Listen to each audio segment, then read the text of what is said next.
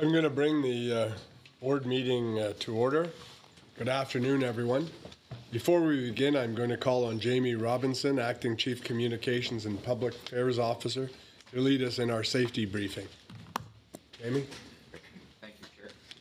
Before we begin each meeting where we've got guests from the outside, we conduct a safety briefing just in the event that there's an emergency so that people are familiar with their instructions and they can evacuate the building. How's that work better? Oh, geez. So that we begin with safety briefing so that in the event of emergency, folks are familiar with our procedures so that we can evacuate the building safely. We've got cards that are available in each of our facilities where you find our Metrolinx offices, and this is what I'll refer to here this afternoon. So in the event of emergency, Peter Zook is going to be calling 911. Designated first aider is Mark Childs.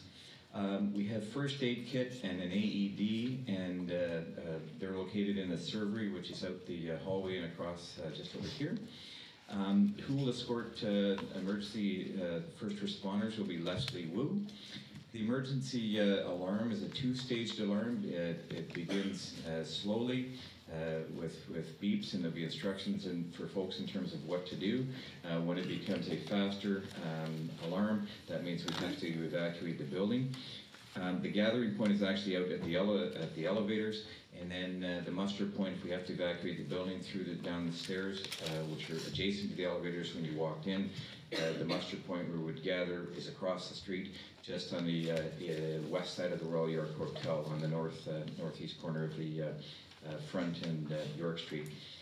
Fire extinguisher, I said, is also located across in the servery, and the head count, Vesna, is about 60 people. Thank you very much. Now I'd like to invite Jen, who's going to give us a safety moment. So we started doing safety moments here at Metrolinx about a year ago, and it doesn't just impact our workplace, but it also impacts our lives and in ourselves and our personal lives. And just to give you an example of that, in early November, I helped participate and run a United Way event. It's a curling event that we have, and Phil participated with us this year. And for the very first time at my curling club, we ran a safety briefing. And how that's translated for me in terms of my kind of addition to that in my personal life, I am in my spare time for my children who are 6 and 8, I'm a curling coach. And so I carried that moment on thinking about it, internalized kind of the safety moment, a briefing that we'd done at our curling club. And different parts are relevant to the coaches and different parts to the kids that participate. And we did more of a safety briefing with the coaches to talk about what we do in the event of an emergency. And for the kids, they don't really care where the AED machine is. But for the coaches, that's really important. For the kids, it was really about what happens if we have to evacuate and where do you go? And I think that was really important for them to know. So I think that's my safety moment I wanted to share with you. Thanks, Jamie. Thanks, Jennifer. I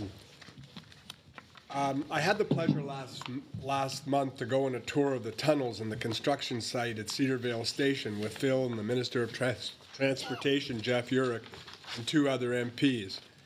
After complaining about the traffic and the inconvenience that causes and what have you, it was great to see firsthand the progress being made on the Eglinton Crosstown LRT.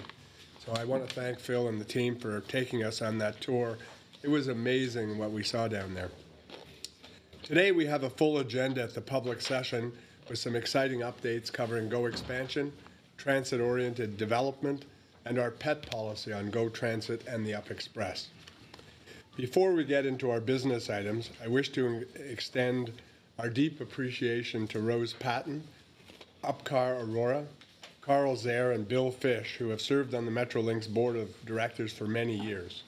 Rose's term will end in January. Serving as Human Resources and Compensation Committee Chair, Rose provided important strategic direction on Metrolinx's employee engagement strategy and other key human resource programs, all of which have contributed to Metrolinx being recognized as a great place to work.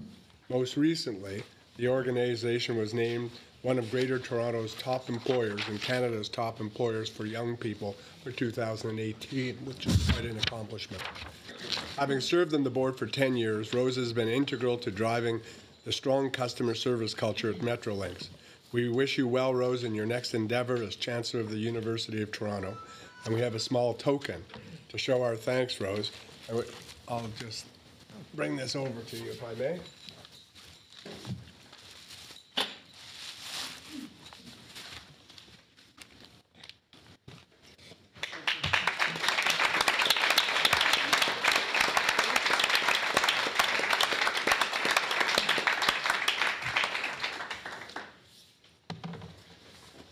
So, Don, I would just take one moment to say thank you to everyone.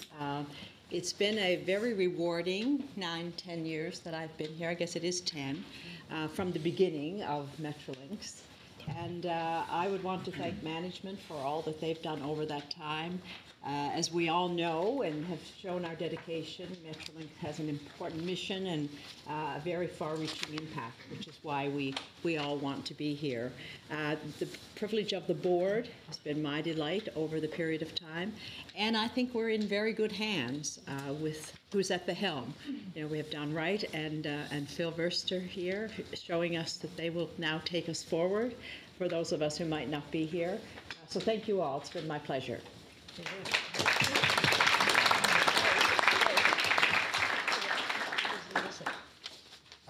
Next, Upcar Aurora has served on the board of Metrolinx for the last 3 years. In his time, Upcar played an important role as a member of the Presto subcommittee, where his financial background and detail-oriented perspectives brought immense value. Upcar brought to every board meeting his expertise from working for 30 years with public and private companies on operations, capital market transactions, acquisitions, dispositions, turnarounds, and financings. I'd also like to call Upcar up so that I give him a token of our appreciation.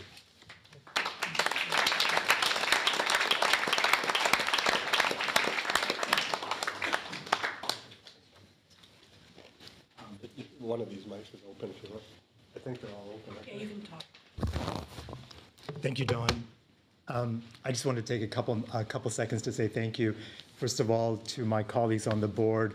The tremendous compassion and the tremendous competence and capability that you bring to every board meeting has been inspiring to me, and I've learned so much from all of you. It has been a true privilege to be on this board, so I thank all of you.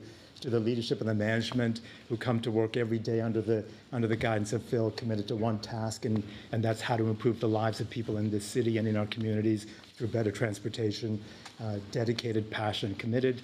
And finally, although I didn't get a chance to work with Don, I did get a chance to work with our previous chair, Rob Pritchard, who has been an inspirational leader to me and one I've learned so much from. I'd just like to acknowledge the contribution he's made as well in my 3 years at Metrolinx. So thank you all. Thank you.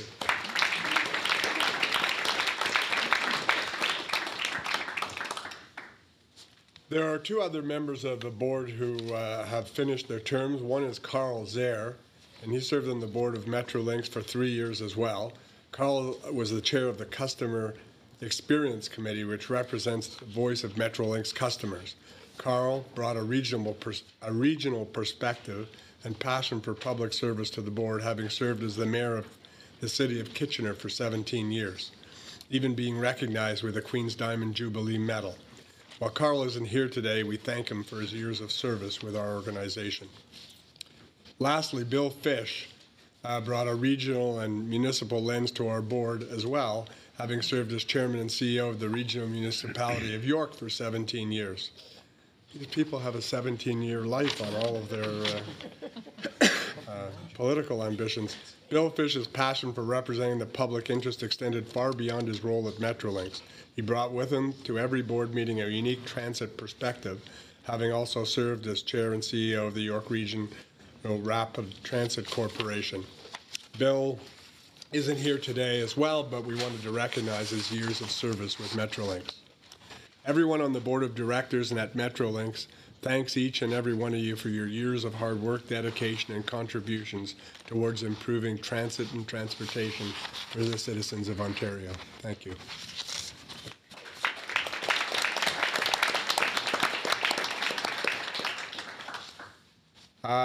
The next section I'll cover is some of the mail I've received. We always value hearing from members of the public, and the following correspondence has been distributed to the board. A letter from Peter Tobins, MPP, Toronto Danforth, dated December 3rd, regarding the environmental impacts of the GO expansion. Correspondence from Dario Sanseri, dated November 20th, regarding GO train service to York University on the Barrie line. Correspondence from Justin Davis, dated November the 8th, requesting a monthly printed TTC Presto card and a refundable Presto card fee. Correspondence from the Lakeshore East Corridor Community Advisory Committee regarding various public safety concerns arising from Metrolinx's service expansion plans. Correspondence from Mike Sullivan, dated November 9th, regarding Presto's limited use media tickets and related impacts to TTC fare, media, and concession fares, and Presto card and fare media distribution through Shoppers Drug Mart locations. Correspondence from Susan Lawrence, dated November the 9th, regarding Up Express fares and ticket policies. Sample correspondence from the York University Ride petition initiated by York University students, dated November the 22nd, regarding the cancellation of GO bus services to the York University Kiel campus. I'll now hand it over to Phil to get his CEO update. Thank you very much, Chair. I'd like to start today's meeting by acknowledging the significance of the date today, 6th of December. It is the National Day of Remembrance and Action on Violence Against Women. Today is the anniversary of the 1989 École Polytechnique tragedy, when 13 female students and 1 female administrator at l'École Polytechnique de Montreal were murdered simply because they were women. This day is about remembering the victims. It's also a reminder for us to take action. We each have the opportunity and the responsibility to stand up against discrimination, misogyny, and sexism. And in creating a culture of respect at our organization, it is always a priority for me to focus on this. And this year we rolled out an education and awareness campaign about preventing workplace harassment and discrimination. That campaign is extremely important for us. I also want today to recognize, as the Chair did, Rose, Apgar, Carl, and Bill, on behalf of our employees, for the great work that they have done, and we wish you the best in your continued success going forward. And if I give you an update on where we are with significant announcements and achievements, I would like to start off by just pointing out our service expansion program this year, which is important because while we are building a lot of infrastructure and services for the future, we have to move the dial on our current services that we offer. This year, in the last year, we've moved the number of seat miles, capacity therefore, that we have in service throughout our train services from 99 million to 122 million. That's a 22% increase in seat miles and capacity. And that's a great achievement for our customers. But sometimes people think that our infrastructure programs are all somewhere in the future. These programs are taking over on a day-to-day basis. And if I can point you to some of these, small achievements, but big achievements as things move on. Last week, we opened 250 new parking spaces for customers at East Gwillimbury GO Station, ahead of schedule. At Cooksville GO Station, our team moved a brand new 110 metric ton pedestrian bridge into space, and this bridge will connect the future 6-story car parking garage to the train platform. And on Lakeshore West, significant work has been done over the last couple of weeks.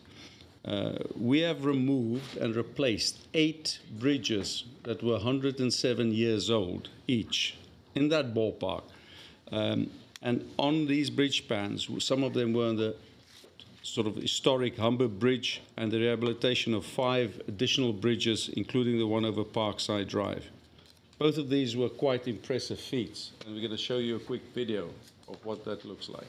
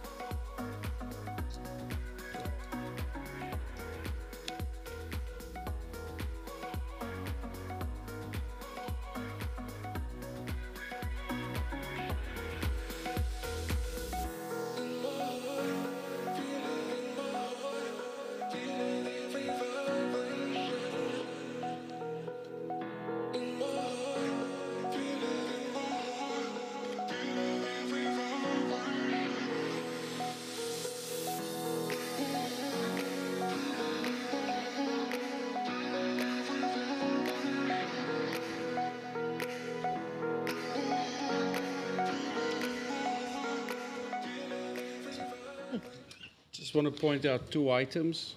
That wasn't normal speed, it was sped up in the video. And all of those bridges went in right side up. So on Eglinton Crosstown, we have reached two major milestones, project milestones. And Eglinton, as you know, biggest transit project in North America. The two milestones we've reached is that the equipment maintenance facility, the MSF at Mount Dennis, opened up a couple of weeks ago. It's a fantastic achievement, fantastic facility. It's going to service lots of fleet capability and capacity that would serve Eglinton and the other Eglinton extensions west or east when they come into play. And the second milestone is that around this time, end of this month, we will have put down 10 kilometers of track on Eglinton, which shows the relative speed of progression to get the railway systems in place. The rest of the 47 kilometers of track would go into service, would be installed during 2020, by late 2020. And just as the chair mentioned, the visit with the minister to the facility has been, to the build at Cedarvale has been a big success. And I've challenged Jamie on our comms side about why we don't get that scale and size of the build not to be more widely appreciated, because it is mind-boggling to see the size and the complexity and the great build. And Jamie and his team are taking more videos and more pictures public in the coming months. I would also like to talk a little bit about Presto, achievements on Presto. Our retail rollout now is at 384 Shoppers Drug Marts. It's possible now to procure your Presto card and to do uploads. And in addition to this, we've run out our Presto Perks program, which when Presto users go to other events, they can get special discounts and at major attractions as well. And then we've started testing a limited use, which is like a paper-based Presto ticket for short use periods, typically visitors. We started trialing it on the TTC, and that'll go into service around February next year, which is very exciting. Here's the important thing for us: satisfaction with Presto from our customers. Only real measure of satisfaction has gone up in the last year from 76% to 80%. And that's hard-earned 4 percentage points, and it's worth a lot to us. And particularly if I look at TTC, who is our biggest customer group, satisfaction has gone from 77 to 81%. And that is also, therefore, a great result, indicative of daily focus on the day-to-day operations, which are really important. Now we get to the nice bit. We've taken on our board, we've taken the opportunity to just congratulate and thank people that have contributed to our safety and our customer charter, and we want to do the same. And Anne, I can ask if you don't mind, if you could hand over to, and I'll ask Julie Tilley to come forward, please. Julie here? Thanks, Julie. Julie is a bus operator, and she ensured the safety of our passengers always front of mind. And a young woman fell asleep on Julie's GO bus, missing a stop in Aurora, and she ended up at East Gwillimbury GO station at 3 o'clock in the morning with no cell phone. Julie came to this woman's aid and didn't want her to be left stranded. And Julie gave the lady her cell phone to call for a ride and stayed with the young passenger until her pickup arrived. And Julie showed compassion and put our customer first. Julie, thank you very much.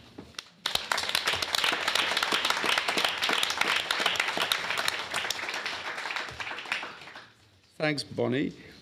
Pam Junjao, a bus operator. Pam is Pam, yeah. Hiya, Pam. Pam is also a bus operator, was very calm and used quick thinking when an individual boarded a bus holding a knife at Oshawa Bus Terminal. Pam safely cleared all passengers from the bus and notified transit safety of the situation. Durham Regional Police responded quickly and arrested this individual. And thanks to Pam's prompt action, a potential serious incident was avoided. Thanks, Pam.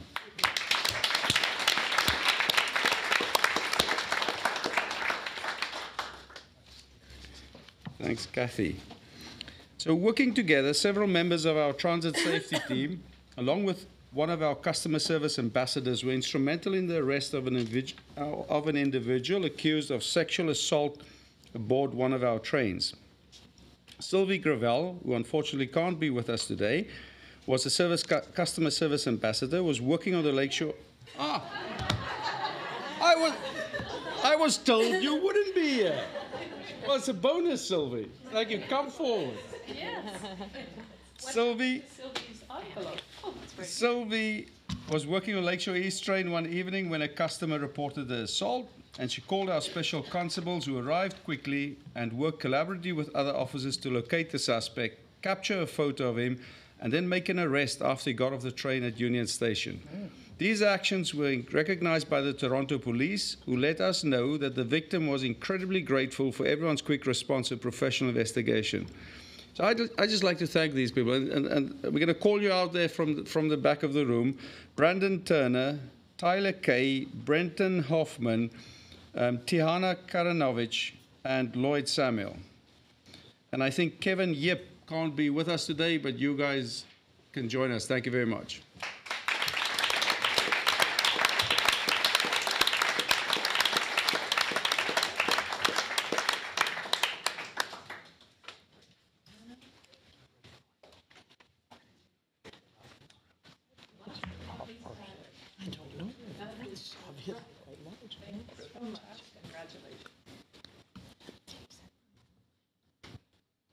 Before you guys go back to your seats, can I just say, not always do people appreciate the type of situations you deal with in the real world out there.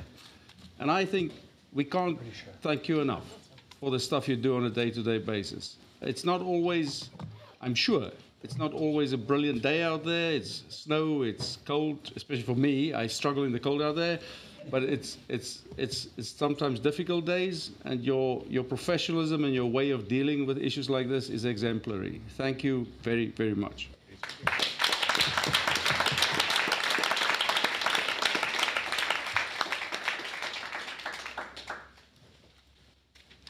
Thanks, Marianne. It's also really nice for me to ask Megan Mendonca to come forward. Megan was recently named one of Corporate Knights magazine's top 30, under 30 in sustainability for 2018. Megan's impact is exemplified through her leadership in the delivery of new sustainable customer travel options to and from GO transit stations. As a senior advisor in our benefits management sponsor office, Megan is taking a sustainability focus to the GO expansion program, and she's also been listed as one of the top 25 emerging public transit leaders by the American Public Transit Association class of 2019. Everything I've seen of Megan in all of the time, the year I've been here, has been quiet, competent, and very professional. Megan, thank you. Well done.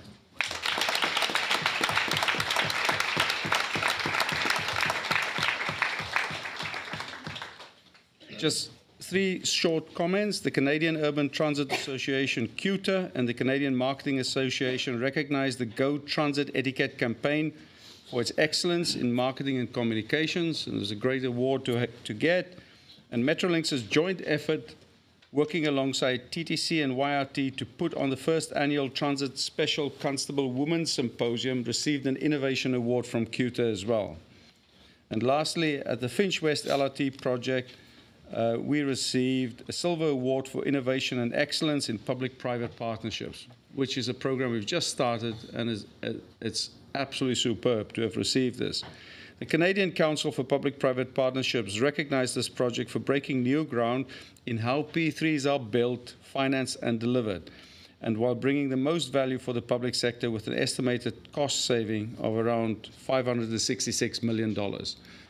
Project well bid, well tendered, and we are right now in urgency delivering it. Thank you, Chair. Thank you. Our next item on the agenda is the appointment of some new officers, and there are four.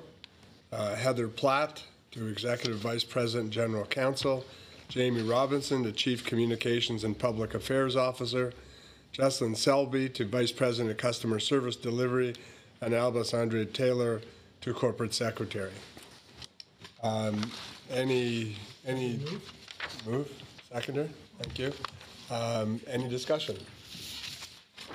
Okay, having none, all in favor?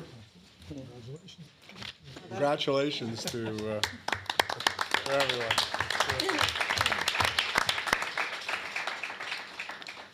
I'll now call on Leslie Wu to give us a presentation on the GO expansion. Thank you, Chair, and I'm going to introduce two members of our team who will lead most of the presentation. Three members of our team. Spencer Gibbons is our head sponsor for the GO expansion program, and as the board knows, our benefits management sponsor office is, over the last year, has really upped our game in how we deliver on our projects. Joshua Ngalian is our Director of Research and Planning Analytics, and Matt Bradley is also with the Research and Planning Analytics, one of our management team. What you have in front of you, Chair and board members, are a series of recommendations specific to our full business case. It's asking that the board endorse the results of the business case. It's asking that the board direct staff to submit the full business case to the Ontario Minister of Transportation to inform decision-making and to seek further direction, and that the board directs staff to report back on the status of the program in February of next year, and that the board directs staff to transmit the GO expansion full business case to members of the regional roundtable, which includes city managers and CAOs from across the region. That is what is before you. I'm going to turn it over to Spencer to provide some context, and I believe Josh is also going to take you through the full presentation. Thank you, Leslie. Yes, I'll provide a little bit more context to this, and then Josh will go through the detail of the analysis. I'll start off by saying that I'll just add to what Leslie said about the role of sponsor. I'm head sponsor for the GO expansion programme. Amongst many things I have to do, one of the things is to take this business case and make sure it doesn't gather dust, that it actually turns into the programme we want it to be, and that the benefits are taken through to delivery. What Josh and I will try and do today is avoid jargon. Please forgive us if we don't manage that, because this is a complex and serious piece of analytic work that's been done. Behind Josh there's quite a significant team, and I'd just like to thank those for their efforts in getting where we've got to today. And we will, I'm afraid, talk about benefit cost ratios and net present values. It's inevitable. The principle behind the business case is to demonstrate the economic benefits of the GO expansion programme, and the economic benefits are effectively providing dollar values to elements of benefit within the environment. So it looks at the value of time, it looks at the value of safety, health and other benefits. So we can turn that into a monetised value and kind of make sense of the investment that we're making. You'll also see within the business case there is a financial element, and that with this investment we start to create a route to GO rail business making an operating surplus. The business case has been been published in front of before this board meeting last week, and it includes the recommendations that Leslie has just shared with us. We're using the latest updated business case guidance for this, and you'll see through the conversation there is a sensitivity analysis, or many sensitivity analysis. So confirmation really from the get-go that this is a really good programme. The benefits significantly outweigh the costs, and we've got strong transport benefits in that. The savings to drivers, car users, and for transit riders. It's a better business model, and so we'll mention that the operating costs reduce, and there is savings. We're serving new customers, and this is part of the unmet demand that our corridors allow us to unlock. Just picking a couple of those out, because we will come back to these through the presentation. You'll see that we're driving a 20-minute saving for the over the day for the average commuter, and you'll see that the operating costs are significantly dropping per passenger kilometre. But these will get repeated through. An important point at this point is that these benefits are very, very much driven by the electrification of the network, that journey time improvement, and the efficiencies and the capacity we get are all by using the performance that the electric trains give us.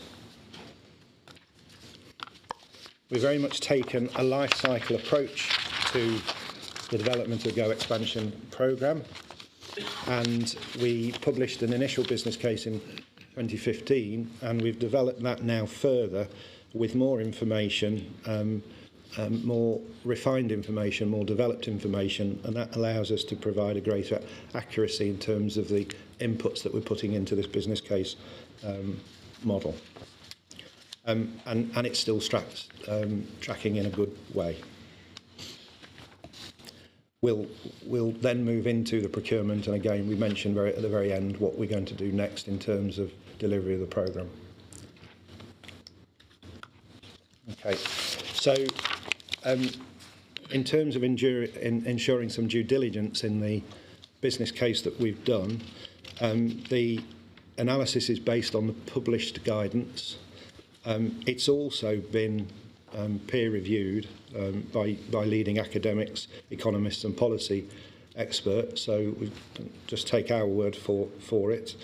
And the key elements to the inputs are that we've used a reference concept design, and that has enabled us to get the accuracy of estimates and all of the costs that will be required going forward, and that's put those key inputs into the programme. There are, as I mentioned, over 30 sensitivity tests in that, and we'll mention a few of those as we go along. I'm now going to hand over to Josh, who's going to take you through some of the detail. Thanks, Spencer. And we're definitely very excited to be able to bring forward the Go Expansion full business case and to have it published. I estimated that I have about 4 seconds per page to talk through it, so I'll move quickly. But really, what this program and the basis of the benefits is really underlying the significant growth that's forecast in the region and just within the Go service area over the next 25 years, estimating increase in population in the range of 3.6 million people, which when you look at that, that's the same as the population of the urban of the urban areas of Montreal, Vancouver, and Calgary put together. So it's very significant, coupled with high employment growth. There was a recent NEPTIS report talking to the strength of the growth in employment in the downtown Toronto. So really what this is doing is supporting the prosperity of the region, and that underlies a lot of the estimates that we've put forward in the business case around future ridership and benefits. But really what this is doing is building on the evolution of the GO Rail network from 50 years ago with the first pilot system on the Lakeshore line, increasing to 7 corridors over the time period, and as Phil just spoke to in recent months, adding over 20% capacity on the existing system. We still see that across the 400 kilometers of rail network that we have, there is a lot more latent capability to increase service and to expand the breadth of service and riders across this region that we serve. And really, Go Expansion is an important step in that evolution. And what is that when we talk about Go Expansion? Is really about expanding to faster, frequent two-way all-day service on core sections of 5 of our 7 corridors as shown in this map, expanding service on the outer region of those corridors and also bringing additional peak service to the Richmond Hill and Milton lines. And what that means just in terms of some overall numbers is doubling peak period, so rush hour train service, and when we talk about the off-peak, meaning the midday, the evening, and the weekends, tripling the number of train service from what we have today.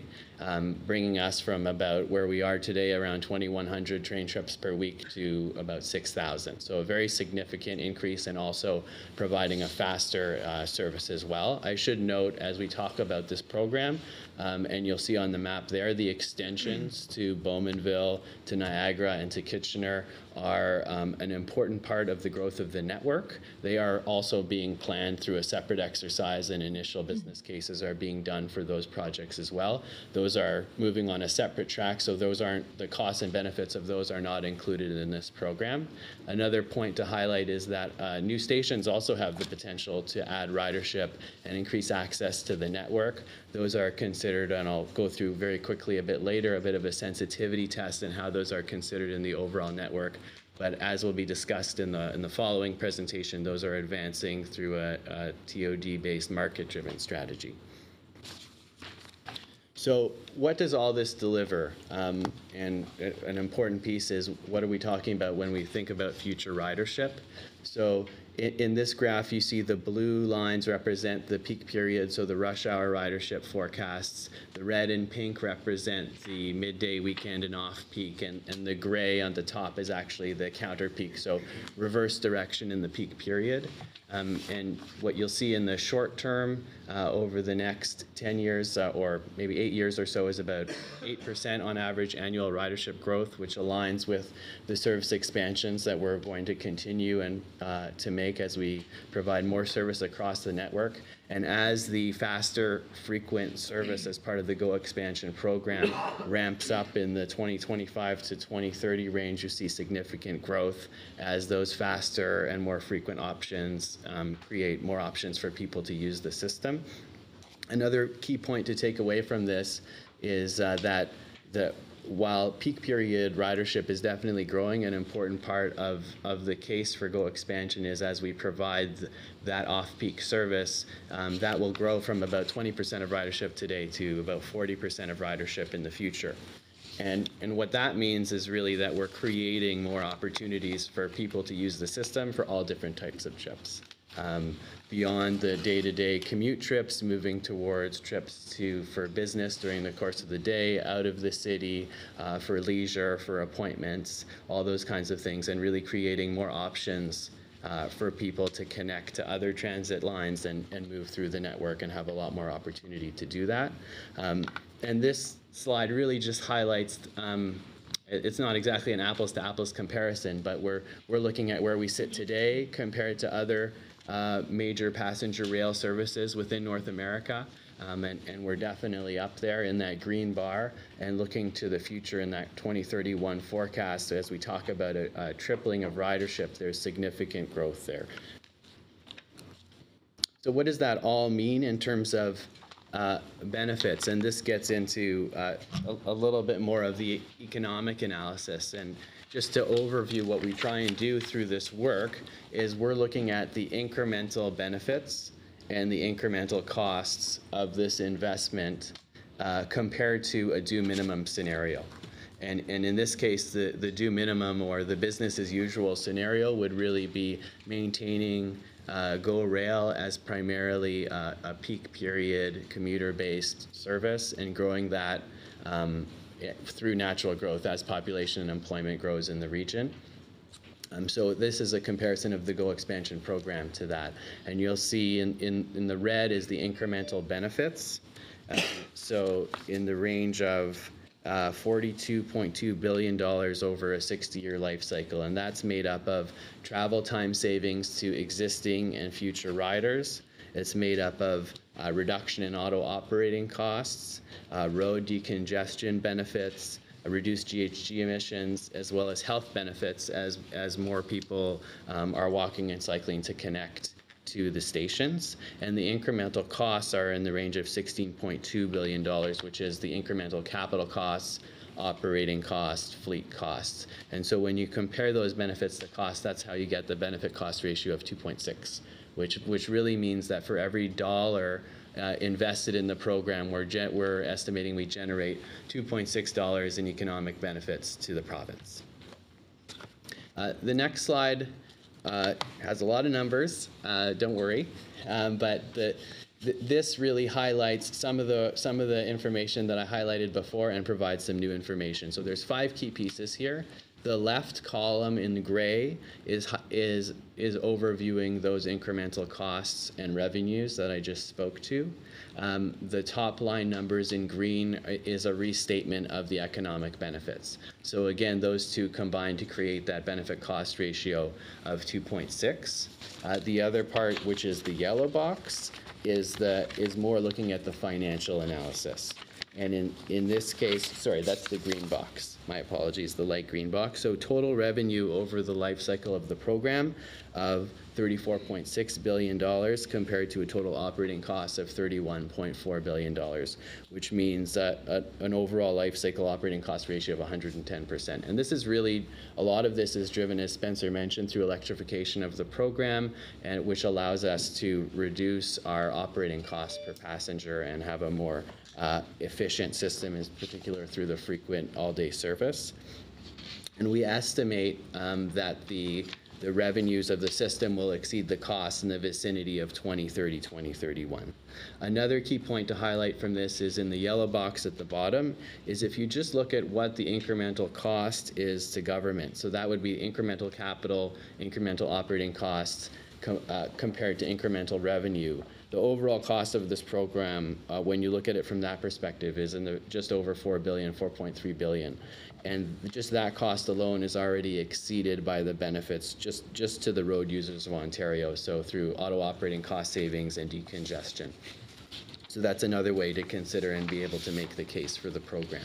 Now, there are many pieces here, and there's a lot of information here, but I just wanted to highlight, obviously for a program of this size and the significant benefits that we're estimating, there are some key drivers and enablers of those benefits.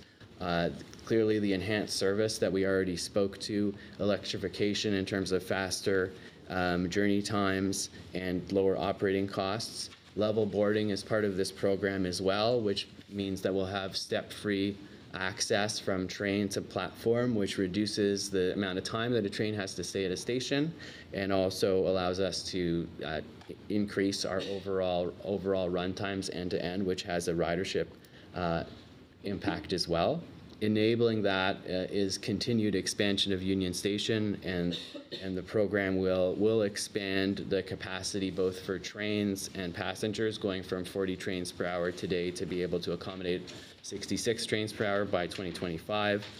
Access improvements in terms of more parking and other access modes. Fare integration and removing fare barriers between TTC and GO is also an assumption through this program, and we continue to move in that direction and moving to deliver this on time. So another important piece in the overall business case work is the sensitivity testing. And because, as we know, we're looking over a 60-year life cycle, there are many things that could change. We're using our best understanding and best research of what we know today. But certainly we know that things will change. It's probably the only thing that we know for certain.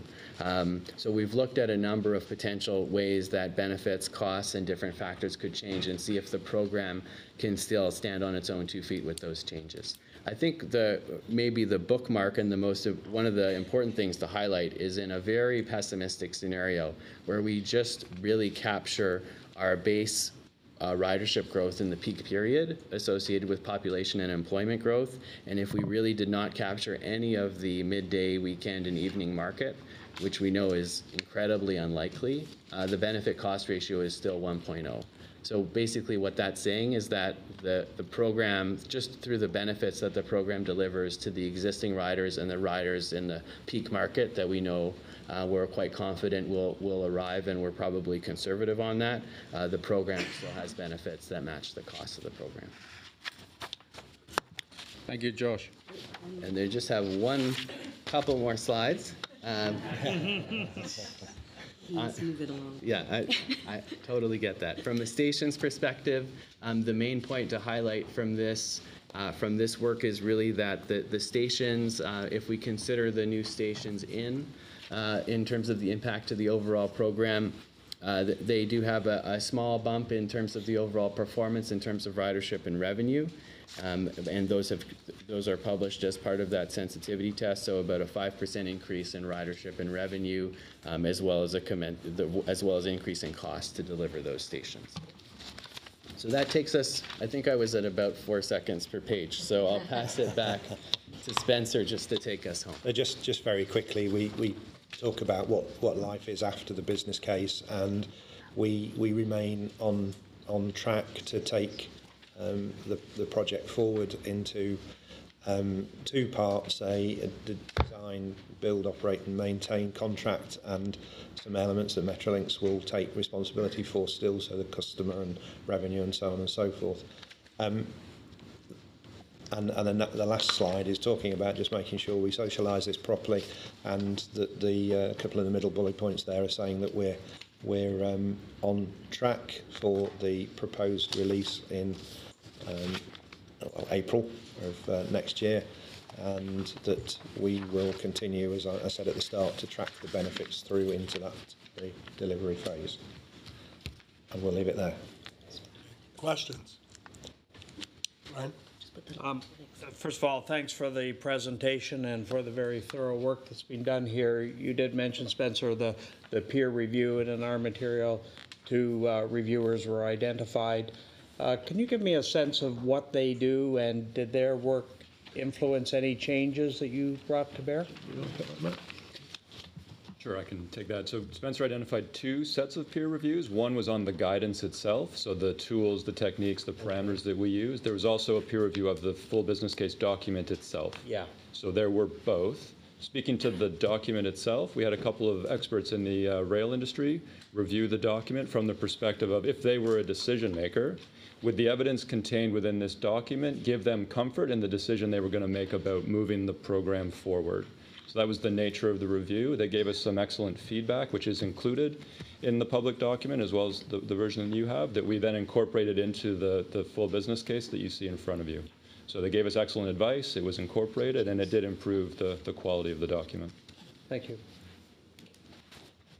Yeah, thank you. I just wanted to ask something to clarify. As you know, one of the things that we've been doing in the plan is to try and sort of increase the responsiveness, if you will, or the attention to some of the transportation needs in Durham Region. And the extension to Bowmanville, of course, is one of the critical projects for Durham. And when you look at the slides here on page 144 in the document, of the full expansion case, it talks about the EA status for 2 of the, for the Bowmanville, well, actually, sorry, one's Rouge Hill, sorry, but the Bowmanville GO expansion as an addendum on hold, which I think is leading to some misperception that somehow or other that Bowmanville project is somehow being punted, delayed, or whatever. And I know some of them are going forward as separate business cases, but some of the ones that are going forward as separate business cases, Niagara, whatever, they're just listed as an addendum, and it doesn't say on hold. So this has caused a little bit of angst in Durham Region about what's potentially happening on this project. So I just wanted to clarify, have there been any changes, or is this still the plan to go forward with this particular project? So the business cases for the extensions are at much earlier phase, and they are all still progressing. The Bowmanville one particularly is still going through its analysis in the way that we've done this. Simply that we've not got it on this table today, but it is still going through development.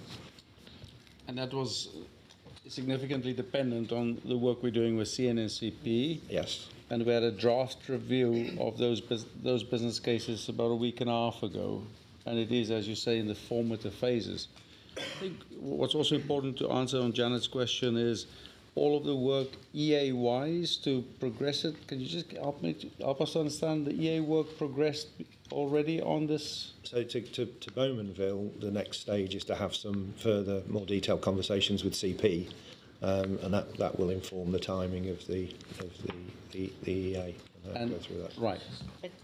But the EA is still, because I think they thought the EA was completed or just about complete, and it sounds like from what you're saying, there's still a lot more work to do on the EA. So maybe I can help. Yeah. So there was an EA, there is an EA in place for one route, part of the discussions with CNNCP, we're trying to, and now that we have more information on the full program, we think there's an opportunity to improve how we deliver that section of the system.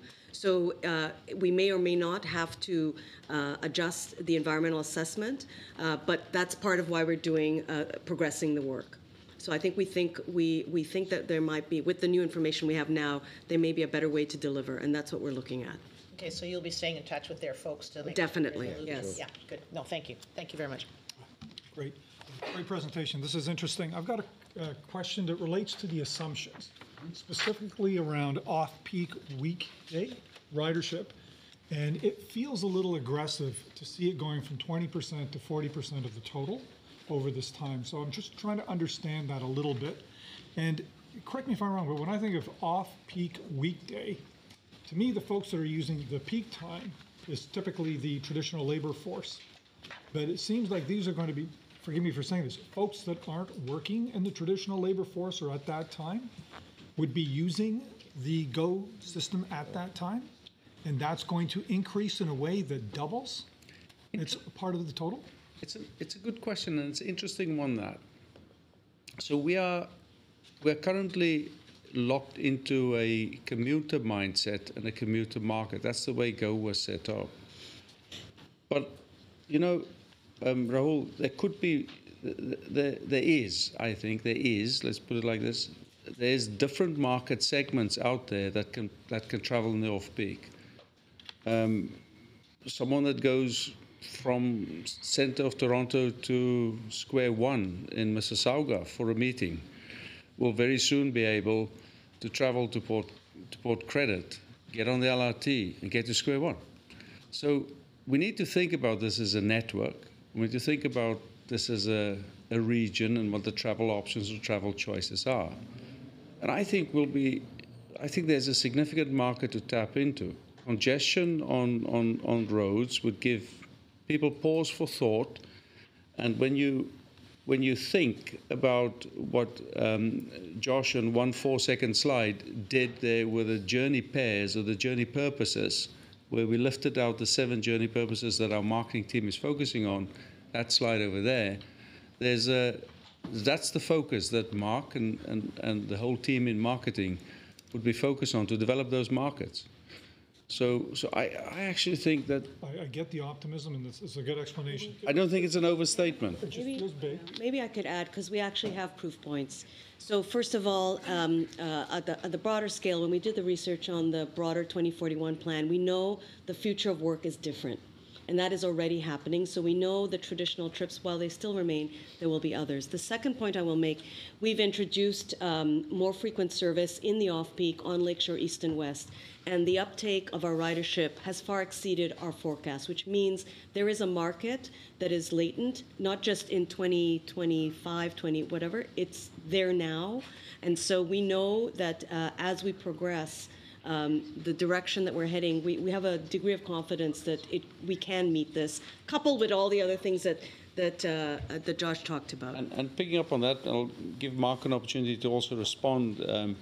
We have, for a few months now, had increased off-peak services on the Lakeshore, and the response has been phenomenal. Yeah, the boardings during the midday, Lakeshore East and West, have increased 50% in the month of October. So it's off-peak boardings. Off-peak boarding during midday. So all great news. As I say, it feels big, but I hope you're right. 2 follow-ups to that, though. Back onto the assumptions. Did the assumptions also factor in self-driving or automated vehicles? And does it also factor in Eglinton LRT coming online and any other subway lines coming online during that time? Josh, you want to answer that? Sure. So to answer your second question, the ridership forecasts are kind of validated against our overall network model, the Greater Golden Horseshoe model, and part of those assumptions are all the funded rapid transit lines. So all the funded rapid transit lines would, like the Eglinton Crosstown, would be part of that analysis.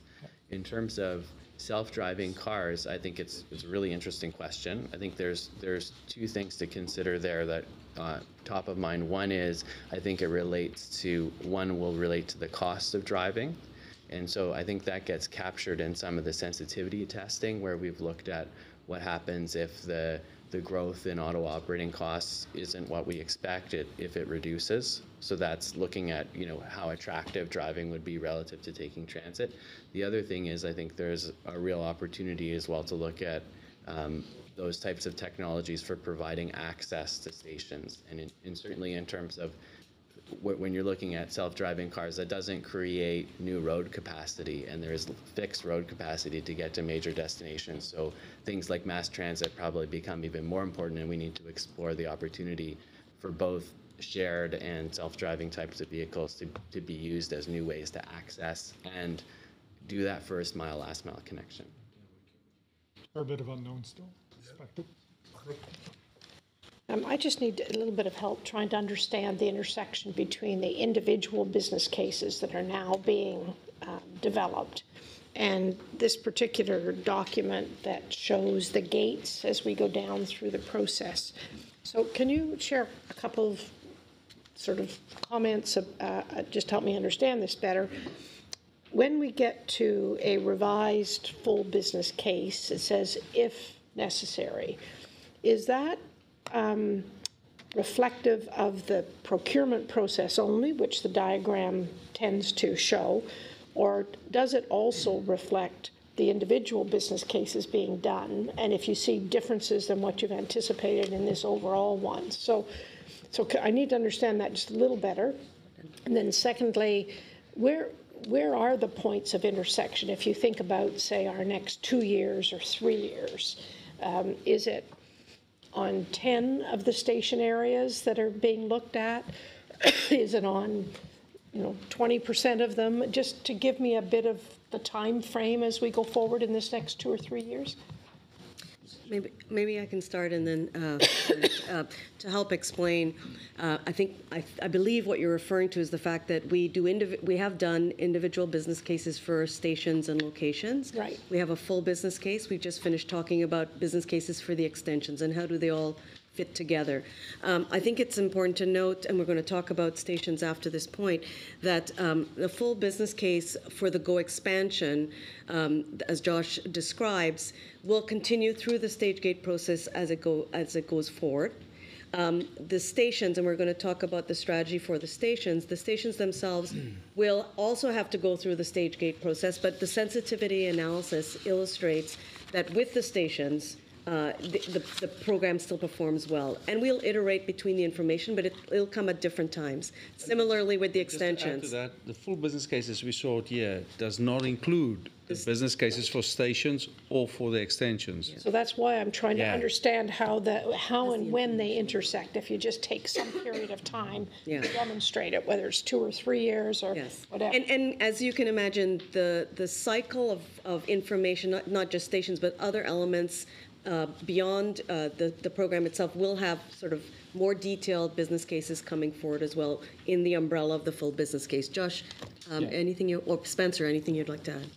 So I'd say just 2 things. I think part of it that makes it a little bit harder to wrap your head around how they all fit together is the fact that the GO expansion business case is so large. I mean, we're always advancing projects separately, right? But because the GO expansion is looking at such a big scope, that's where we try and see how do all the pieces fit together. I think an important point is that, this document, part of the rationale for this is being able to move forward to Treasury Board, to funding submissions, to procurement on a particular piece of work. And what's particularly important is with the our announced strategy on transit-oriented development, the whole cost equation changes for stations because funds are now made available from different quarters. And we did not want to have the fundamental broad business case for the GO capacity expansion to be biased in that sense. There's a strong positive bias, but in the end, funding is funding, cost is cost. So when you look at the business case evaluation, it shouldn't really matter where the funding comes from. But then when we go to Treasury Board, it's a funding decision. You follow? So that's why it's better to keep the world separate. So that the 2.6 you played out should hold up. Yes. Regardless of what comes forward in any period of time. That's right. Along the path of the full expansion. That's right. Okay. My question was related That's to helpful. transit-oriented development, which not only the revenue generation component of it, but certainly delivering more passengers, I would think, because you'd have these constant, I mean, if it works out the way it should, you've got a kind of captured population of residential, of mixed use that are right there and will change the numbers. But hard to project exactly what, or is it not? And we have projected it. Slide 16 points to the sensitivity analysis that Josh has done specifically to test that question, Marianne. So maybe we could go there just to reiterate. The ridership impact is 6 million on 180 million, and when you look at that so it's an increase of. You can see the life cycle costs, and you can see, so by adding the stations in, it in effect reduces the overall business case. That doesn't necessarily mean it's bad, it just means the benefit of the stations business case is lower than the benefit of the Go expansion business case, but it's still above 2, but below 2.6. That's why the overall business case comes down. Do you follow? But it doesn't mean it's a poor business case, it just means not as good as. But don't you think that transit-oriented development, you'll not only have the kind of projected ridership of those individual new stations? So intuitively, plus maybe intuitively, to take things to an extreme, you know, any line with 0 stations runs faster, is like, but it doesn't function in picking up people. So I think that this is why it seems intuitively not correct that by adding more access through stations it should improve, but it also has disadvantages in the sense that your travel time is reduced. So you play one against the other and try to satisfy both. But you're right, and the population employment numbers that underlie the stations analysis are the latest numbers that we have from the municipalities. As we work with them and there's more work on TOD, then some of those numbers will increase. Yeah. So it's iterative. Sorry. Howard, do you have a question? I just had one question. In terms of slide 79, the building benefits management into procurement. Yeah. And so you've carved out the areas of responsibility there, and also the going forward the project company's responsibility. Now, when you extend that, in terms of the Metrolinx role of responsibility, have you looked at? Obviously, you've looked at the other options of possible greater private sector participation in certain areas. And do you have an opinion on where that might be possible? So if I just understand the question correctly, so the model that we're proposing is to fully involve the private sector in as much as we can to get those benefits through. So I'm thinking of the Metrolinx's air responsibility. Yeah. We have carved that out. Yeah. And in terms of where, so I understand the second sector, but in terms of where the Metrolinx area of responsibility, where does the private sector play a part there, or is it you think that there's no option there? So if you look on the left top where it says Encore Project Company Contract and Payment Management, so it's a part of the responsibilities saying we're the client and they will provide that service to us. So that's one aspect of it. So the word responsibility is not necessarily that we ourselves are doing it all the time, but we are responsible that it happens. I see. Okay. Whether we do it ourselves or by another party, we ultimately own the responsibility of it in that way. So it's all open? Yes. Okay. Go ahead. Yeah, I know you reference, I think it was 330 million in savings with the electrification commitment that's in this. But there's also a reference to sensitivity in relation to new technology, and you use as an example hydrogen. Can you say more about the benefit of electrification, what that looks like, and how confident are you in kind of the sensitivity thinking around the potential impact of technology? Because that is such an uncertainty at this point. Yeah, I'll start an answer to this, and Josh will drop in. So one of the key sensitivities that we've done is to look at electrification or no electrification, and really for some of the reasons we've said earlier, because the diesel trains cannot perform as well as the electric trains, you therefore need more of them. And whilst you save on some infrastructure in terms of the electrification, you also require more infrastructure to keep and more vehicles to keep the diesel trains going. So that actually takes the benefit cost ratio down from 2.6 to 1.5. It also means that the revenue will never outstrip the costs. So we'll never get to that situation of surplus. We talked about a figure of 110% cost recovery. That drops to 75% if we stay with the status quo. Now, in terms of the procurement, we are going to be agnostic to other kinds of technology and whether there are the battery powers or there are other types of technology, but they still will need to have and meet that basic performance to drive the benefits out of the business case. And just one other piece. I think the 330 million you were referring to was specifically the benefits of the reduced GHG emissions, so reduced emissions from electrification. I just wanted to highlight that's only one piece, a small piece. And it's a benefit. very small piece. Yeah. The others are really about driving. So Matt, can you share some numbers in terms of the cost differential between diesel-operated fleet and electric-operated fleet? Yeah, we will save roughly $5 billion in operating by electrifying relative to diesel. That's the sort of the number you're interested in.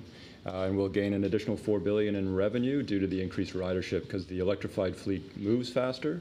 And then also because the operating costs are much reduced because the trains are much more efficient to operate. So those are some of the bigger benefits of electrification over diesel. And so that 330, as Josh referenced, is just the emission benefits that's being reduced due to electrification. And so am I correct then to assume that your level of confidence associated with being able to deliver this transformation is very high? Yeah. Because those are big numbers that are supporting this business case. So you have a very high level of confidence that we can go through that kind of transition. Any other questions? Okay, so I guess there's some motions. Yes. The motions, you enunciated them at the beginning. They're on the screen. So could I have someone make a motion? Thank you, Anne. A seconder? Thank you, Marianne. Any further discussion? Okay, all in favor? Anyone opposed? No. Okay, carried unanimously. Thank you very much. A lot of work. There is. Well done, And the team. work hasn't even started. Oh, yes. A lot of pre-work. It has, exactly. Okay, now we're going to go to one of our new areas, and that's transit-oriented development strategy. And Leslie and Lorraine and Michael.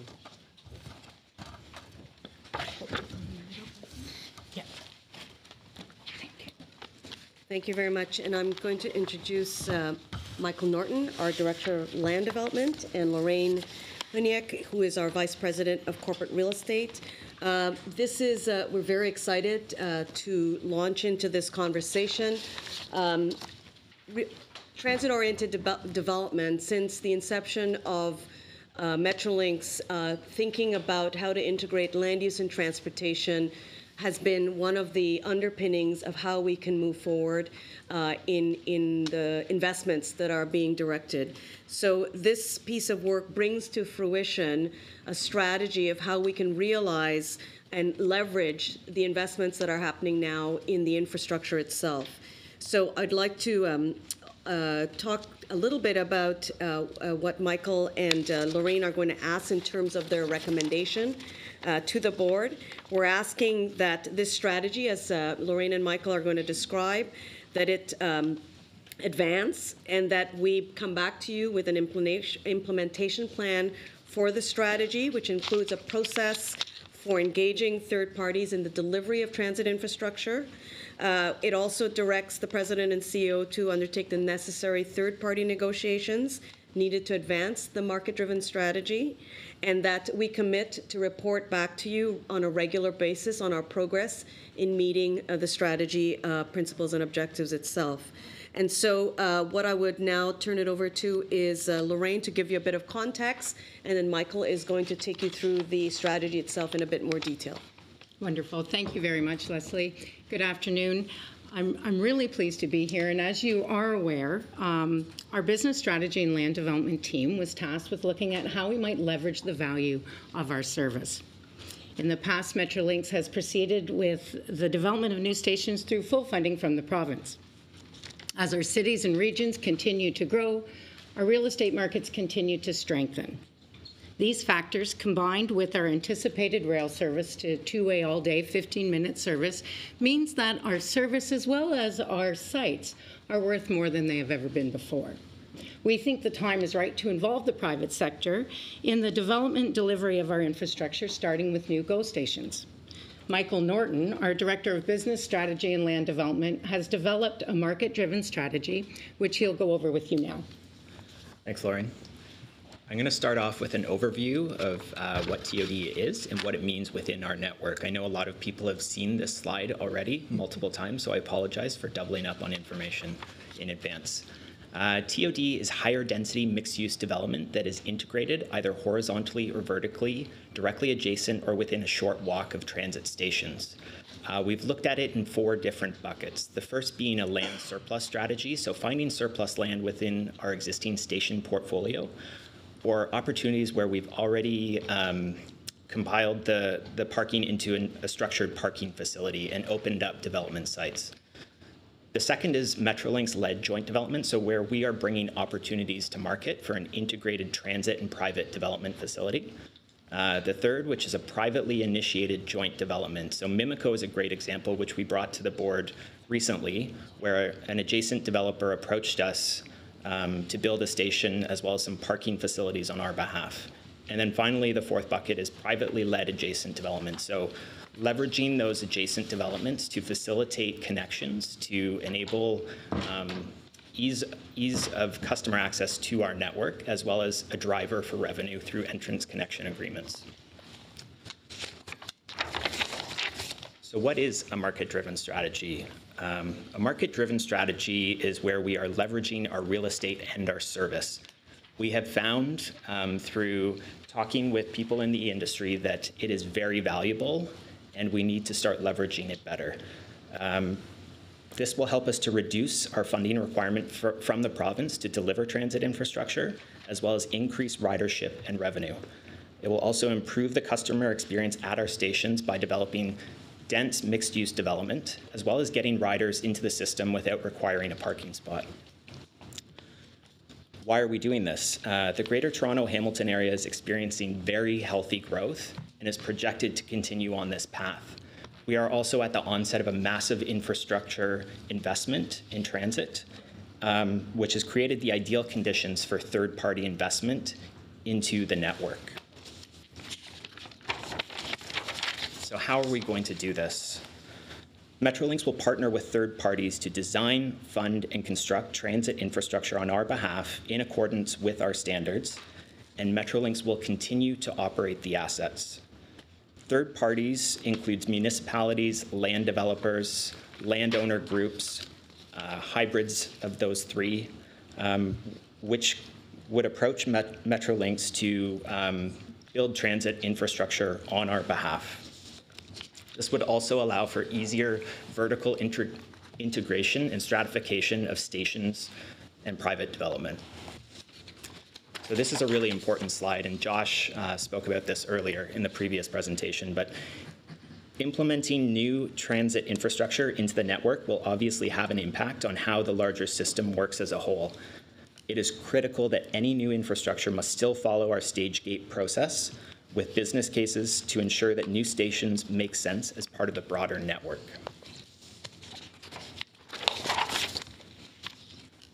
As the province begins to negotiate with third parties, maintaining the economic interests of the Ontario taxpayer will be of utmost importance. We are aggressively developing principles, policy, and a governance framework to address public transparency while also maintaining leverage in negotiations with third parties. So this strategy is not without risks. The first is project delivery timing. meaning that infrastructure will be delivered based on market demand. The strategy also relies on the continued health of the real estate market. And then traditionally, Metrolinx has funded and delivered transit infrastructure solely at its cost. Changing the delivery model will require a reset to stakeholder, public, and community expectations. Metrolinx will continue to work with external stakeholders to mitigate risks throughout the implementation of the strategy. So in terms of next steps, if endorsed by the board, we will formalize an intake process for reviewing and assessing third-party opportunities to fund and construct transit infrastructure on our behalf. We will also continue to develop principles, policy, and a governance framework to support this new market-driven strategy. And finally, we will solidify an outreach strategy to third parties, so municipalities, developers, landowner groups, to gauge interest and appetite. It should be noted that since the MIMCO announcement, we've received a massive uptick in interest from the private development community, and it really feels like we're just at the tip of the iceberg here. Thank you, Michael. So this is just to recap the recommendations. I'll point out as well that it's important to note that the strategy is really a new way of how we deliver on the commitment to improve the network and expand the network. So we're very excited to take this to the next level. Thank you. Questions? Two quick ones. So this is new for us. This is not new elsewhere. Correct. So first question is, who's doing it well that we can have a look at? Then I'm going to go back to the stage gate concept earlier, which means that any station would have to go through the BCA.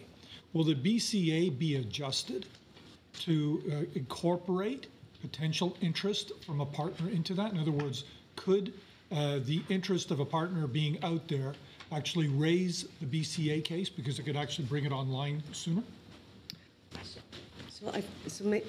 I'll start, and I know Josh is here somewhere because we've been talking about this quite a bit. So number one, the business case stage gate process will still hold. The new information around the density, the type of access that because of the development, that if it's new or different from what is already in place, that will be taken into account. Each third party will have to work with us to develop the multiple business cases that are required in our stage gate process, initial, preliminary design, and full business case. And it will go through our decision-making process in the way all our other projects will proceed. And we will address whether or not the conditions that are being proposed modify the benefits cost ratio or the net present value. To the question of whether or not the source of funding has an impact on the business case, I'm going to just ask Josh to speak to that explicitly. So it's a really good question, and we've been working actively with the MTO Transport Economics Office to look at whether or not this kind of approach would have an impact on the overall economic analysis. And as with economists, there's a lot of different opinions. So two things. One is just the obvious changes. If there are changes in the number of people, jobs, retail around stations, that obviously in and of itself will impact ridership and the benefits. But then you need to look at, well, now you have people living close to transit that would have lived farther away from transit maybe otherwise and would have driven or would have had to drive to a station or have a longer trip. And that's where you get into a little bit of the difficulty of trying to capture that benefit. So we're looking through a few different approaches. I'd say getting third-party funding does not mean that the cost is zero. The financial case, in terms of the cost to the organization, may be reduced, but from an economic perspective, those costs are still borne by the economy. But in terms of the actual benefits that you would get, I think what we need to do, and we will be coming forward with an update to our business case guidance in the new year, will include some recommendations about how we capture the benefits of third-party funding into the numerator, into the benefits and the benefit cost ratio. I'd be curious to see over time how the availability of funding and the availability of that funding from a third party coming online sooner actually impacts the priorities of what gets developed. right? So if you've got a willing third party out there with a lot of money on the table, as it were, does that actually raise that station above others in terms of priority and what the impact will be on the whole system at that point? And so that raises another good point, which it definitely does matter when a new station comes online, and the sooner a new station comes online, the sooner the rider, the sooner the benefits, which matters in terms of the overall analysis. It'd be interesting to see what drives the priorities of what comes online. Maybe to your first part of your question, which was around other places where this is an example. There are many, whether we talk about Hong Kong or London or in many European and Scandinavian cities, their transit-oriented development at many different scales is underway. We have already begun conversations with Transport for London, the Crossrail folks, MTR in Hong Kong, in terms of understanding how they, as a transit agency, have organized themselves to better enable to take advantage of TOD. So we've begun that. We know that there is no replica for our condition, but we know that we can learn from others. So I mean, I think it's a really exciting initiative, and that you're beginning it the right way, sort of trying to set up a platform and a sort of guide, a platform and a framework for moving forward. I have a couple of questions. The first might relate to schedule and whether this will be, one could say, oh, this could be a lot faster, could it also be a lot slower because of the individual negotiations associated with each. The second one, it is a city building exercise. I mean, it's the expansion of the city probably in the near, and I know that having the design excellence team in place and thinking about these issues, it's a transformation, a little bit of their mandate. But I think all of the thinking that's gone into it together for the consistency of what the station experience is from the customer perspective is a really highly important aspect of this, because every one of these developments is going to look different. It's not going to have the same legibility, which is good, but just finding one's way through. And I wonder how, whether that's something that you're thinking about now with, you don't have to answer the full question, but thinking about it with design excellence, of how you'd get that legibility that, from the point of entrance into the station, because we talk about that journey, that first and last mile, but I would say the first mile actually begins from your house, but it is the door that you pull on the development as you think, as you go into the York Concourse and think, where am I? How do I find my way? How do I drive that legibility and that customer experience? Because the priority for the development is not only the developer making money, but also the customer experience. So these things are... Michael, why don't you start, and then we can... Sure. Top of mind, I'm sure. Yeah, I think you've hit the nail on the head. Getting the design excellence piece is critical to the success of this market-driven strategy. Having someone else build and design the stations on our behalf, they will really be the front door to the development, our stations, and vice versa. And so we are really focusing in on that in the development of the policy and governance framework, and looping in with design excellence to ensure that our requirements are clearly defined and clearly communicated to any prospective third parties. Maybe I could add, there's actually two aspects about this, and not just the customer-facing design aspect. That's actually critical. It's our must-do, and the second is about our ability to protect our own assets, because we will own, in most cases, what is delivered. So we are working both on the delivery side and on the standards and requirements side to ensure that the developers we are clear about what our requirements are. And do you see adding skill sets, or is this something you would do through special panels or something like that, or will it be a skill set? So we're going to come back with more details on that. Yes. Yeah. Howard, you had a question? Just the timing. Do you think it's going to be faster or slower, or you don't? We're working through that now, and we always want to go faster. So this, the transit-oriented development will create large projects also. And so what advice do you give to small business who would like to then participate in that? Because no doubt this will be managed by huge developers. And what difference do you see? How do they prepare for this new direction within the company? Well, and thank you for that question. I think that uniquely there's going to be opportunity for a variety of development companies, and they don't, I believe, necessarily need to be large. And to Michael's point, hybrids teams working together, that's very acceptable. So I think there's going to be a range of opportunity for large and small development companies under this new strategy. Janet, you had a question? Yeah, excuse me, and sorry if I missed it in your presentation, but on the next steps, you're talking about developing the principles, policy, and governance framework. So is that going to be coming to us at the next board meeting? Because I think that'll be an important discussion, exactly how we draw the lines on what is We're and is basically not. just being asked to let them Yeah, go yeah, and yeah. put it together and come back to us with Yes. something more in depth. Correct. So, Yeah. Okay. Could somebody make a motion? Yeah. Somebody do? Seconder? Thanks, Kathy. Any further discussion before we vote? Okay. All in favor? Thank you. Okay. You know that I'm a big fan of this, longtime advocate of transit-oriented development. But I've recently heard a couple people talk about what new ideas towards it out of Vancouver, and I think you were at a meeting that we had once, Phil, where we had the guy from the Regional Plan Association in New York, and then I did study what they had done in Washington, in D.C. It's so much talked about. It seems like such the right idea. I'm totally in favor of this and therefore eager and happy to move the motion. Are you going to be looking at experiences elsewhere like, as well, Larry Beasley in Vancouver is right on this, but just my own experiences, it's much talked about now and less done on a big scale. Other than you can choose isolated examples, of course, in Hong Kong, which to me is an experience of its own. Yep. And then in London, of course, where you had the businessmen driving and because of a particular situation there that doesn't necessarily apply here. So that would be the one thought I had that I didn't mention in committee yesterday. Thank you. Thank you. All in favor? It's unanimous. Thank you. Thank you. Well, you can't leave, Leslie.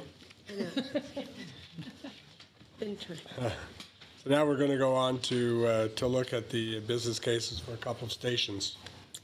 Thank you. And we don't have a specific slide presentation. I'd like to introduce our VP of Planning. Go ahead.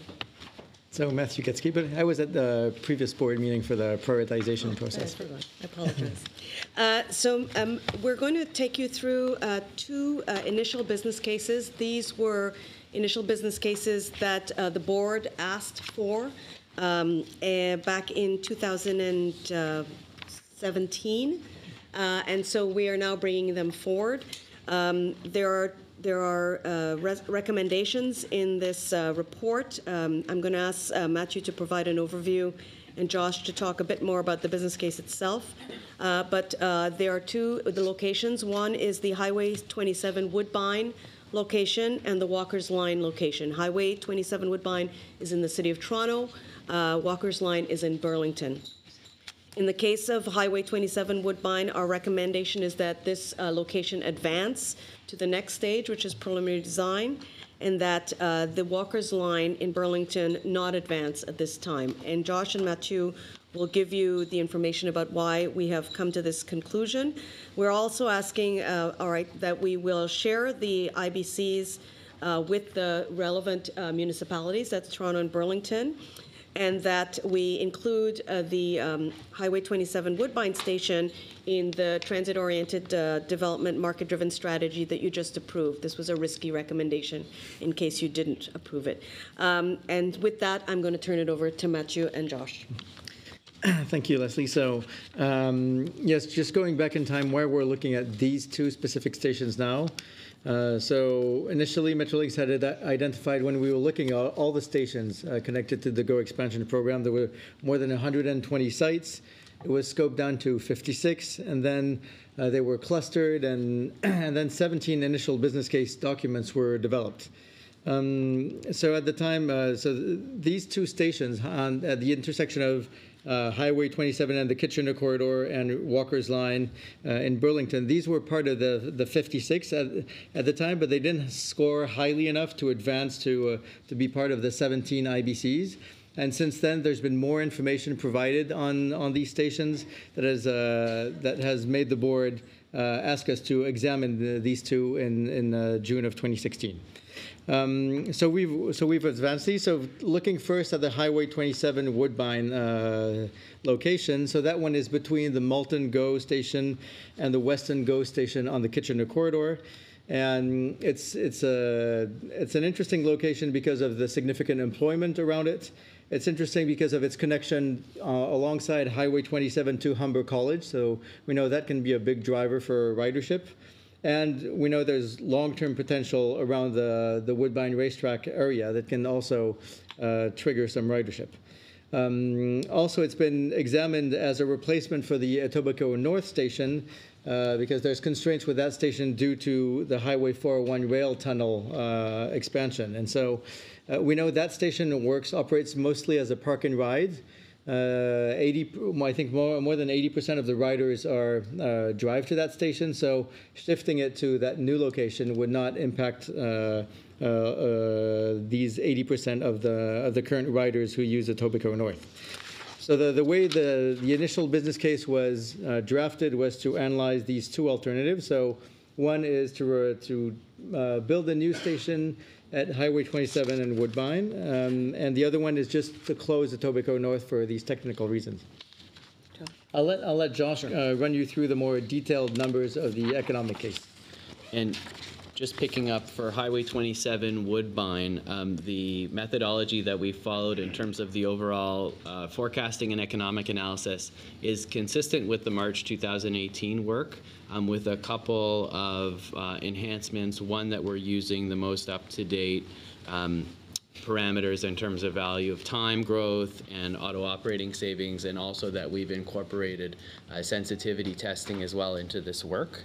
So in terms of the Highway 27 Woodbine station, and in particular in the fact that it is replacing the Etobicoke North station, what that means is that the overall, one of the things when you look at a new station, it's really, do the benefits of the new station and the new riders that would use that station to get on and off exceed the impacts in terms of longer travel times to upstream riders. And in the case of this being a replacement station, you don't have that same impact because you're not actually adding a net new station in this case.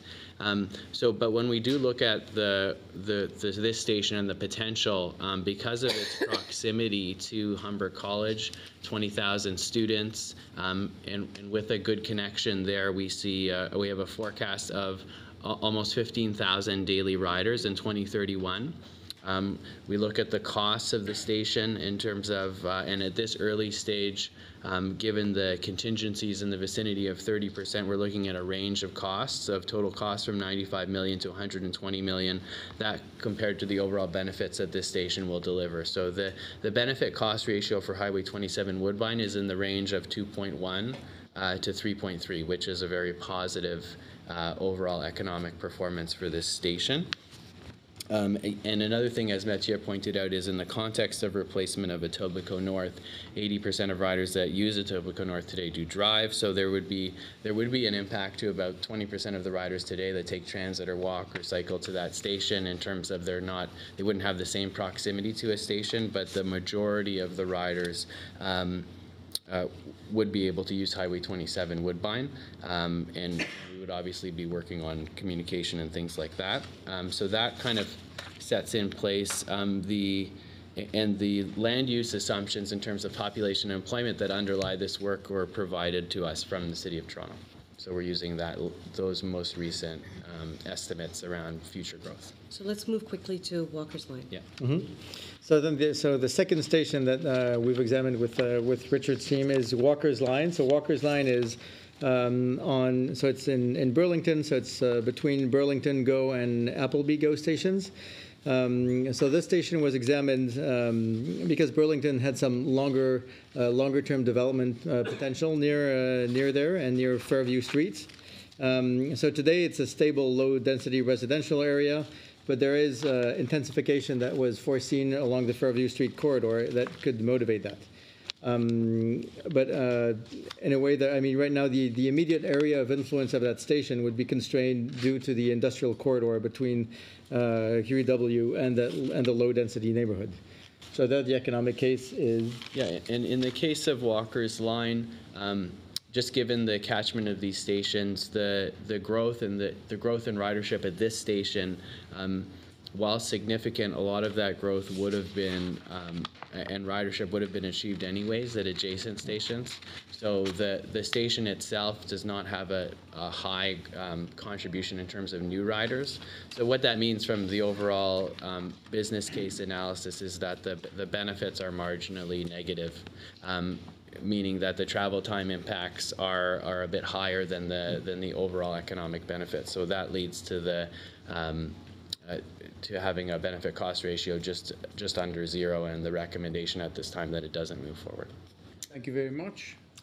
Just a question, in looking at these, are you looking at the development potential around those stations as well as the position of yes, you do? Yes. Oh, yes. Because they probably are quite different in different positions in terms of land holding and so on. Yes, we do examine that. And in the selection of the sites themselves are already kind of optimized for both development and connectivity. That's kind of they were screened in earlier. Yeah, so that's all, you think that's all built in? Yes. I can remember some sites that were just in sort of nowhere land. Right. They looked like they were, I don't know the sites, but they looked like they were in sort of nowhere. But, yeah. Any other questions anyone has? Please, I just Bonnie. had one on the Highway 27 Woodbine Station. You have under one of the charts an alternative option, which is decommissioning the Etobicoke North Station without constructing a replacement. So what do? Do you compare the two scenarios in the detailed analysis before it comes back in the next stage to the board? So at this point, our recommendation would be to advance to the next stage, provided that there is third-party investment to the next stage with the station option. What we're seeing here with the no replacement option is that the cost implications are obviously that you're not building a new station, and that you're saving those operating costs as well. You do lose some riders given that you don't have the station, so there's that impact. But the overall, while you also have some benefits in terms of a faster travel time to the upstream riders. But in this case, I think we can compare that option against the new station option at Highway 27 Woodbine. That has much higher benefits and revenue to the other option, so that's the one that we're recommending advance forward. Any other questions? Thank you. Okay, so Just one on the resolution. I notice it says subject to availability of third-party investments. So we're sort of tying this to the TOD? We are. can I get a motion? Thank you. Seconder? Oh, okay, Brad. Thanks, Brad. Any other discussion? Okay, all in favor? And unanimous. Thank you. Okay. The next area is pet policy. So we're going to have Jessalyn Selby. So moved. So moved. We brought a hero out. Come on. People are already voting in favor, We're already Jesse. voting. You don't even have to bark. Well, I was just going Give to us say, just a short. 30 seconds, yeah. Well, thank you for considering it. After the last couple of presentations, this may seem like a small change, but it is a really important change. As we try to work out to getting our off-peak customers, our weekend customers, the ability to bring their whole family is something that we hear constantly in our CSAT feedback, and people do want to bring their whole family on the trip. So we are asking for a change to the bylaw to allow customers to be able to bring leashed dogs, maximum 2 per person on weekends and off-peak. 2 per person or 2 per family? Could be a lot of Two per dogs. person, 2 per responsible person. So we did do a pilot for about 40 days. The pilot feedback has been very positive. Actually, it's interesting because personally, I actually wasn't all that in favor of this because I'm not a big dog person. I like little dogs, but not big dogs. But I went and spoke to a lot of customers who had pets on the trains, and the feedback was just overwhelming. And I talked to the people around them, and it's really, even the customers that don't have the dogs really like seeing the animals. And there were very few issues that were escalated by anybody. First, let me get that motion again. Oh, so Motion, sorry. the seconder, Yep. and further discussion. Further discussion. Over to you. This is actually true, but just to lighten up the afternoon here. Did you know that there was a I think it was Air Canada or one of the airlines, you know, the latest is now emotional That's right. support animals. So there was a person who had an emotional support snake. Oh my. And asked to bring the emotional support snake on the flight. That person was not allowed to, but it did occur to me that if that person had brought the emotional support snake, everybody else on the plane would need an emotional support pet to deal with the emotional supports. I'm just saying, And I'm with you on there. although I'm going to support the motion, Thank you. I do want to indicate that this thing is being taken too far in some places. And it is clear that this is purely for dogs and leash dogs only. So this does not support all animals. So we were very clear about that. Is there any restriction on any type of dog, seriously? No, there is not. There was consideration around size of animals, size of dogs, especially on the buses. But at this time, there were no real issues raised. It is important to note that there is a Dog Owners Liability Act here in Toronto, which does mean that the owner is responsible to make sure that their dog is a well-behaved dog in public. The only reason I ask is because my sister's somewhat of a leading world expert on pit bulls. Oh. And I subscribe to her point of view that they are not legitimate pets. But I can see that it's not. I noticed that it was not written into here, no pit bulls. But nevertheless, I will support this. Great, thank you. Just one comment. Volume could make all the difference in the world in terms of other people objecting and the draw on security support should incidents occur, whatever those happen to be. So do we monitor this and sort of take stock in a year or 6 months or year and a half or something to just get a little bit of feedback on? Or could we bring it back if it's abused? Why don't we put it? Well, I think that goes for all of the topics we implement. So everything we implement, we do that. So, and I think we'll keep tabs and we'll do our normal customer surveys and see, and we'll build some response into our customer surveys on that. That's going to be my comment. Okay, Practically, people aren't going to bring their dogs when they're going to work because their offices don't normally allow that. There are some cases that do. Good luck saying no to cats. Unless, of course, they're anxiety animals.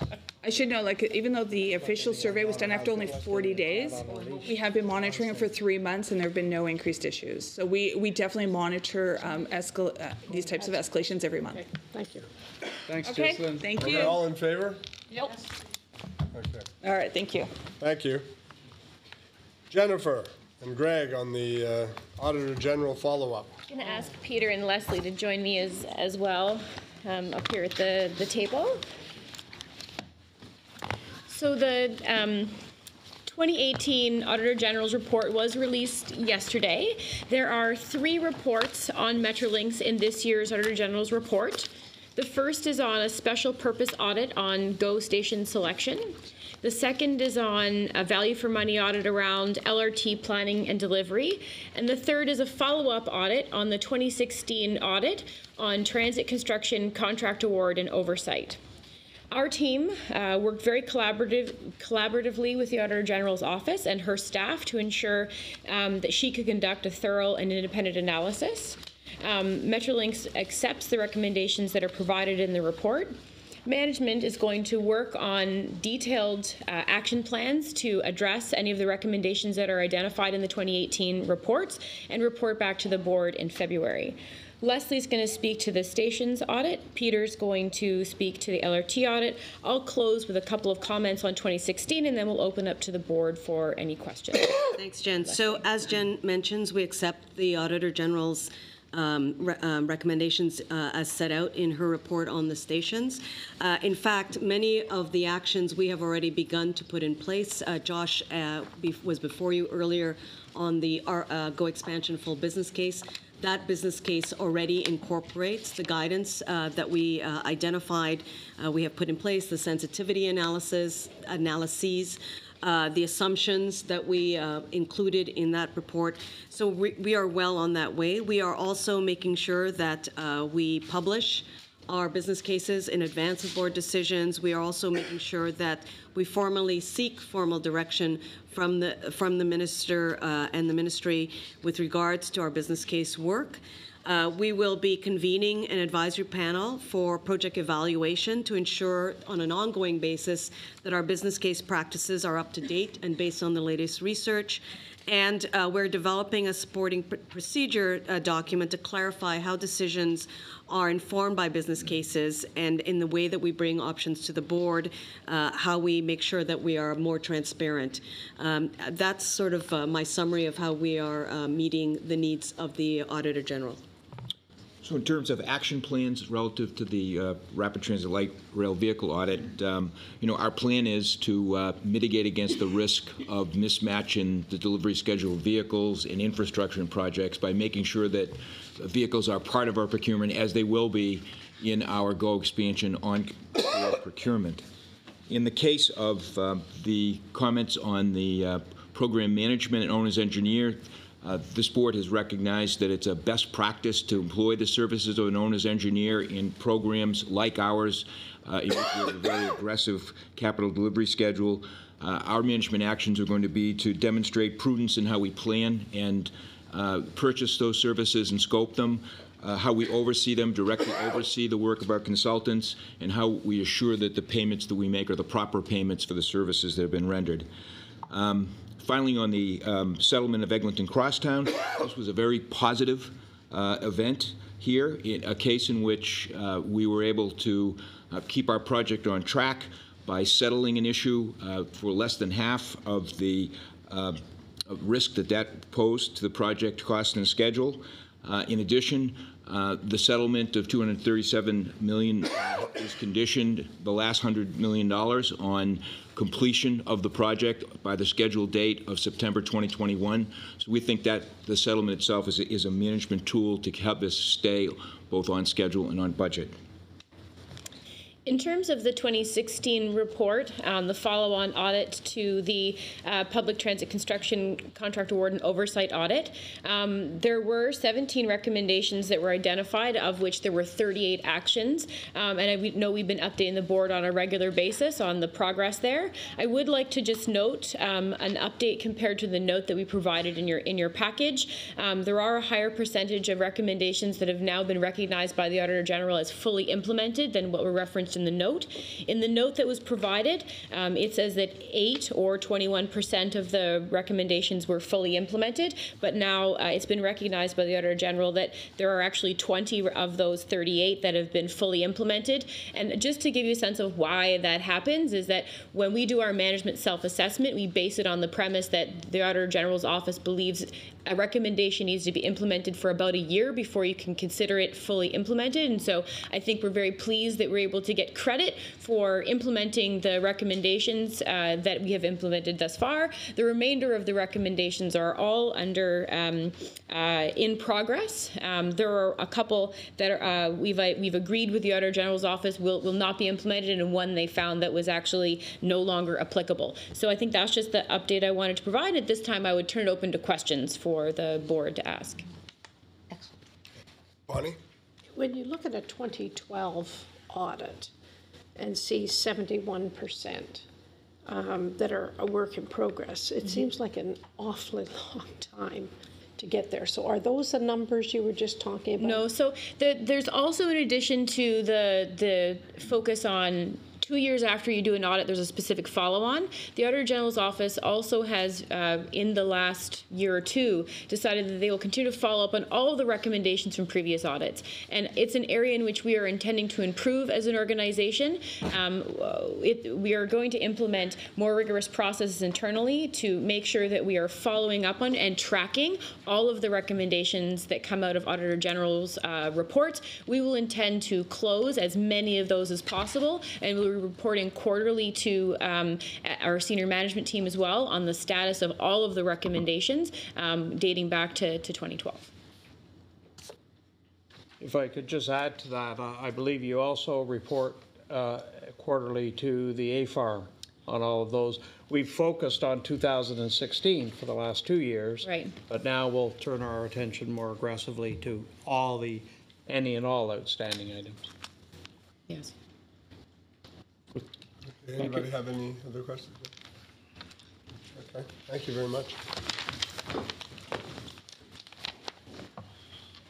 Marianne, over to you. Thank you. So that's now you're going to run my slides? Thank you. No, that's the next one.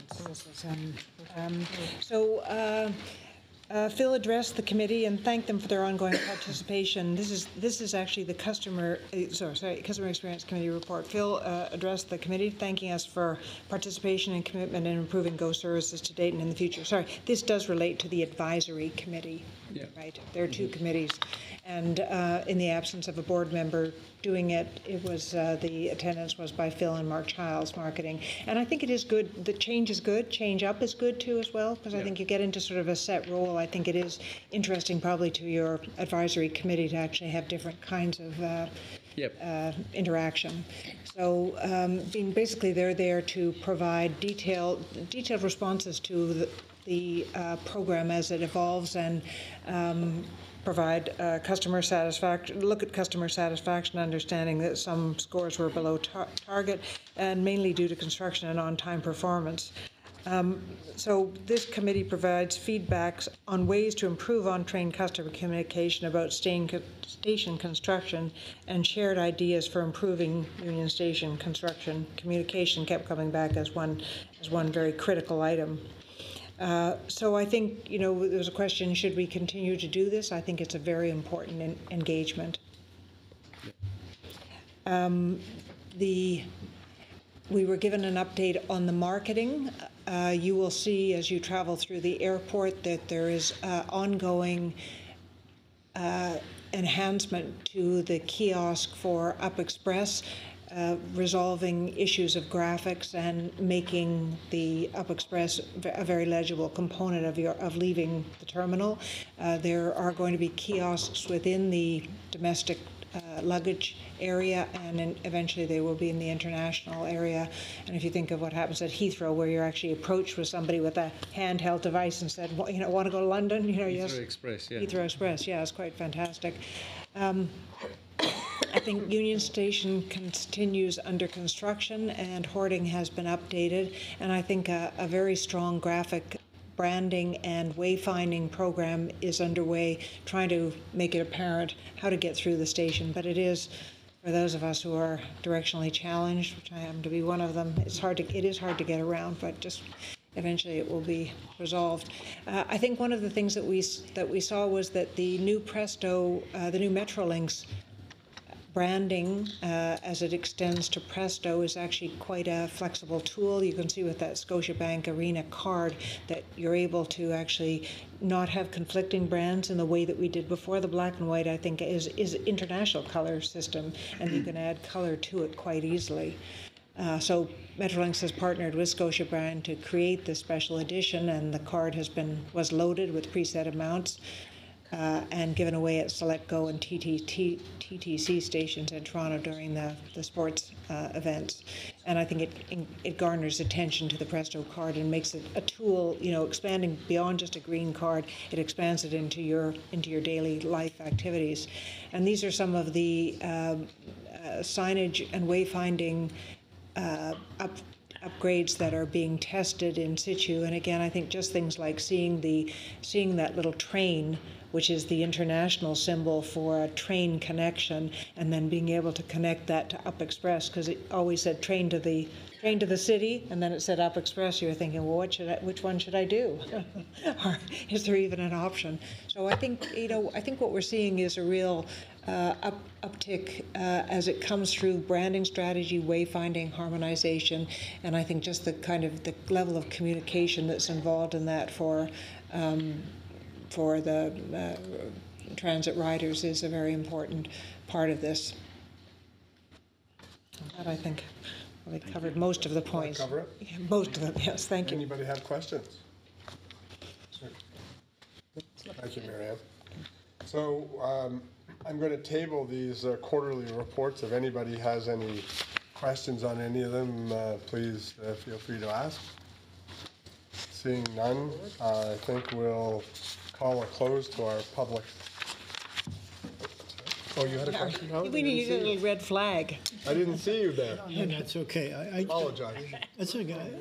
I just had a general question, which maybe fall within capital and planning and development, and also operations. It has to do with social benefits for the community.